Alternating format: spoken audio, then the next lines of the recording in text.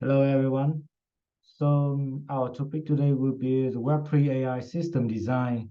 Maybe you heard a lot about large language model, ChatGPT, and AI or machine learning system. But it is kind of a miracle, and some magic thing happen inside it, and we don't know what it is.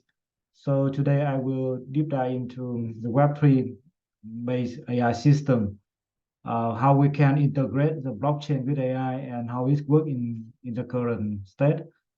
And the focus today may be very simple. We understand the Web3 AI system and what's the difference and how we can achieve and building to build a system for AIs with the Web3.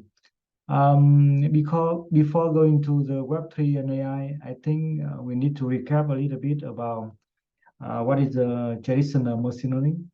Um, First of all, maybe for example, in the traditional machine learning, when we want to train a model, and we will have, for example, we have the multiple client here, and you can have for example, we have the three client here where we have the data, and we want to train the model together. This is the data. Yeah. And in the traditional machine learning, when the organization or when the multiple party to want to train the model, normally it will send the data to a cloud server where we have the machine learning model. Okay, here, for example, we have the machine learning model here and ML models. Okay. And the that client will send their data to the cloud. So the cloud will have to train the model with the data provided from, for example, from company A, company B, and company C with a different data set from different organization. So this is how the machining, the traditional, I would say, the traditional machine learning, or maybe we can say it is kind of the centralized approach of machine learning where we want to train a model. Sorry, or when we want to train the model. Okay, using the cloud server here. But currently, with the emerging of the blockchain technologies, uh, uh, maybe we don't have the kind of this is a blockchain. Now we don't have any kind of the backend service where we want to run the logic of the application. Instead of using this is the cloud server and compare with in the digital environment. Now we don't have the kind of the centralized server here. We only have the blockchain is kind of distributed, and we can have the smart contract. Uh, I would say here, for example, in blockchain now, we will, as we know, that the blockchain we will have the multiple smart contract, and each smart contract is considered like the backend logic and the application on the blockchain environment. This is the 1 second. I will take this one for more. This is a blockchain. Okay. Okay. One second. Yeah. Here we have the blockchain and okay. And the smart contract is considered like the application and the logic running in the blockchain network. So now we have quite a lot of startup when they start working on the Web3 and AI system. So how does it work? Actually, with this centralized like this one, when we want to integrate blockchain with AI, we still have the client, for example, here. the client here with their data. Yeah, like this one. But you know that, for example, in the traditional approach or centralized approach, the client they have to send the data to the cloud server. So it's raised a problem of the data privacy. Because, for example, if the client here is kind of the hospital or the data would be sensitive. So maybe the client will not willing to send the data to the cloud service because it can be leaked to public, or the data should not be public as well. So in currently they have the solution of the digital learning, or we call some new thing is kind of the using the federated learning as well. So in today we will take a look on the how the concept of the federated learning to solve the problem of the data privacy. For example, now instead of communicate, uh, I would say this is the blockchain here, blockchain network here. So now instead of the client will send the data to the cloud service, they will only send the gradients from the Gmail to the blockchain network, and then they will aggregate on the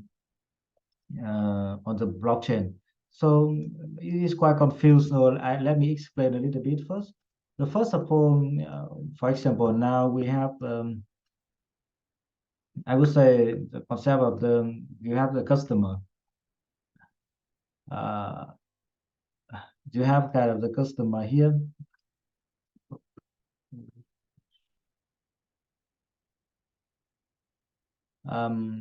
Here now we have the customer, right? And the customer here now they have a model to train. I have the machine model to train here, and but because of some reason they don't have the kind of the computation resource to train the model. So they need to get the help from other people or other party to help them to train that kind of complex machine model. So how to do that? The solution is that they will send that model to the blockchain. So this one would be considered like the uh, global model in the federal, and we could have a concept of the we call it a global model here, right? Okay, global model here, and then with that global model, um, it will send through the from the blockchain to each client, for example, like this one. Okay, yeah, from the blockchain to this. Okay, it is from the blockchain, so we can send. What is update from the blockchain to the client is that it is a global model from the customer, and this one. Okay, we can have the multiple update from here to here, and then when the global model reach to the client will use that global model to train with their local data from this point. The training process will happen here. Training, yeah. So the client will use that model to train them with their local data. Each company or each client will have the different data set. I would say, for example, here we have the data one, or the data A or data B. For example, here data B, and here we have the data C. And then after training that global model, which that's local data with the global model, it will update back to the blockchain with their weight or gradients.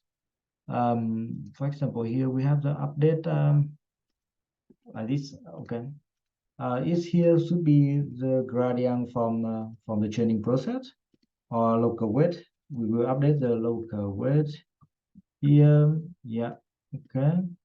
And each client will we update the separate local weight to the smart contract of the blockchain, and the smart contract here will aggregate this local weight from the client. Okay, and okay, and after receive that one, the smart contract will aggregate this model, this local weight model from the client, and after, for example, several rounds of the interaction, when the global model already achieved a certain accuracy, for example, 99% or maybe 90%, the blockchain will return, will send back the model to the customer to it means that we complete the process and